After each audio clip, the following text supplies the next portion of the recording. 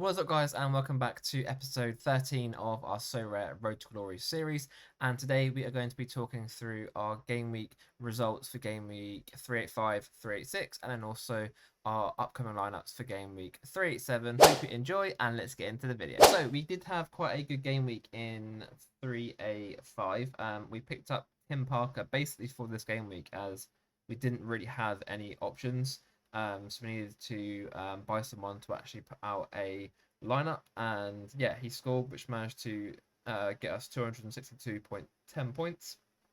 And yeah, overall, it was sort of carried by Stuver getting the 62 in a 1-1 draw with Inter Miami.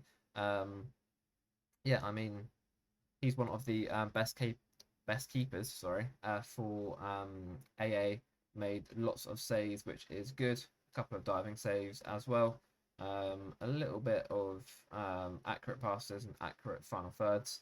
But yeah, getting 62 from your keeper in a 1-1 draw is always very, very nice. And then, yeah, obviously, Tim Parker scored, and I believe he scored quite early in that game as well. I didn't mean that, just want to see his score here. And yeah, got the 10 points for the clean sheet, a few points there for the tackles as well, some duels won, interceptions, decent amount of passes, which is always nice. And then yeah, a shot on target as well. So yeah, 87 from a new signing, and the ETH. Basically, he's sort of paid off instantly, which is always nice to see. The other guys didn't do too well. Chara only got 39 in a 4-1 loss. His score was actually higher. I believe he was at about 47 or 48, and then he got opted. I believe he lost a duel or a tackle, which then lost him the triple double, and then basically, yeah, he lost a whole heap of points. Pereira also got opted down. I think he was on about 45, 46 points. And then, yeah, our striker didn't manage to get a goal versus the Rebels, which is a little bit sad. We're only 41.3 points. Yeah, can't speak today, guys. 41.3 points off a card. And yeah, that would have been nice to hit a tier 5 or tier 4, but yeah, I'll take the ETH any day. And we did also have a bit of a sort of spare parts lineup here. Obviously, DMP keeper. We were hoping to get some nice scores here. We're 87.4 points off a card, so quite a distance off. But yeah, I'll just take the coins here and then move, and then all the other lineups were just training lineups, really. We did obviously have Brooks Lennon and Shano that could have gone up into here.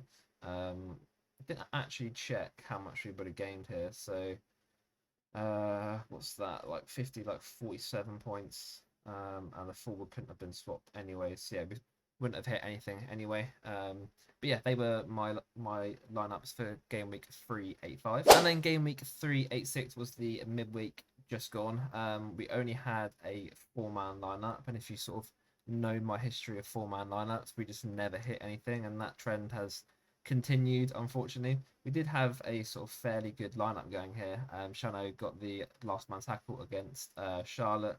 This game was a little bit frustrating. It was called off at half time due to heavy rain, I believe, and Chara was just starting to rack up some AA, which is a little bit frustrating. Pereira didn't do anything in a 4-0 win, which is a little bit sad. If he would have got a goal or assist, he would have been close to hitting that ETH. And then yeah, our striker scored. He's been really, really good for us. Playing up front in that crew side. Yeah, the last sort of 6 games, what's that? 5 goals and 1 assist. Can't really moan about that. His price has since increased. I bought him down here somewhere around that sort of like 40 to like £40 mark, and now he's up around the sort of 90 range. But yeah, I think for now I'm going to keep him. I don't really have too many forward options in my gallery, so having another forward is always useful. And then this is our lineup for game week 387. We've got Brad Stuver in goal, away to Minnesota. That could be quite a tricky game. I'm hoping that he doesn't let in too many goals. Obviously, they've just signed Pookie up front, which could be a little bit dangerous. Reynoso's been in really good form as well, so I'm hoping that he doesn't let in too many, but still racks up some nice points from AA. We've got Tim Parker away to Toronto. Toronto have loads of injuries currently.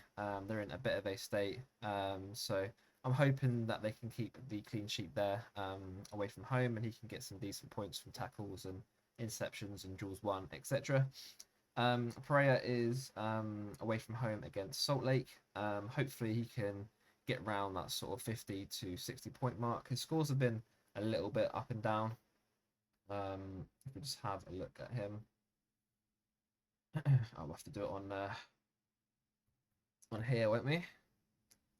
Yeah, he's been a little bit all over the place really. Some games really good, some games not so great. You can see like a little bit crazy with his scores. He came back from injury, had a few games of decent AA, got a assist here, 25 AA, 14 AA, and then the last 3 games was a sub here, and then the last 2, yeah, just didn't really do much. So hopefully he can get back to this form. And yeah, if he does, we should have quite a decent chance of hitting the cap once again this week. Ramirez has a really good home game against NYC. Hopefully he can carry on his goal scoring form, and then Westwood is at home, but a difficult game against Cincinnati. I'm hoping for a little bit of that home bias in the MLS. Hopefully we can get a decent score here from him. But yeah, overall, I don't really have like extremely high expectations just to having 3 players away from home here. But yeah, we can see. And then we do have a throwaway lineup in Cap 220. I'm going to need these all to hit like 70, 80 to get a decent card from this lineup. Obviously, Marciano not playing. We've then got Lovett away from home against the Fire. Bedoya away to Galaxy. Corey Baird at home to Sporting Kansas. And then Brooks Lennon away from home against Montreal. The only thing which I could have changed with my Cap 240 lineup is I could have basically put Bedoya instead of Pereira, and then swapped out Westwood for Brooks Lennon. So it'd be interesting to see what the sort of score difference is at the end of the game week and whether that would have been the best option. We could have also played Corey Baird at home and then took out Pereira here, but I don't really like the 2 forward option. If you saw my thread on Twitter, I basically went through all of my Cap 240 lineup since like January time, and the 2 forward option was basically my worst one in terms of success rates. Yeah, we tried to sort of stay clear of that and steer into the 2 midfielder option. But yeah, hopefully we can hit ETH, maybe the outside chance of a card in Cap 240, which would be nice. And yeah, overall, I'm fairly happy with these lineups. Hopefully, we can do well this game week. And the plan moving forwards is to win some more ETH and then buy some better MLS cards. I believe that the best strategy for me and my gallery is to not buy into the hype of Europe.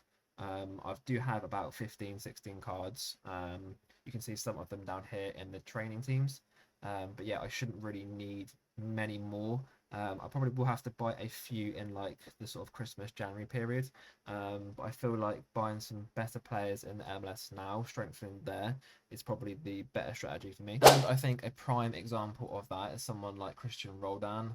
He's just back from international duty with, no, not Christian Roldan, sorry, the other Roldan, Alex Roldan, who, yeah, is just back from, is it El Salvador? Yeah.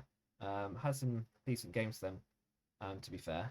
If you look at his scores, you know, lots of really nice peaks. Seattle are obviously a very, very good team. He plays basically every game. Obviously, have the international bonus as well for those fixtures. And yeah, his average is £56 and his floor is like 65, so around that £60 mark. And I don't think you can find many players in Europe that have these sort of scores for this sort of price.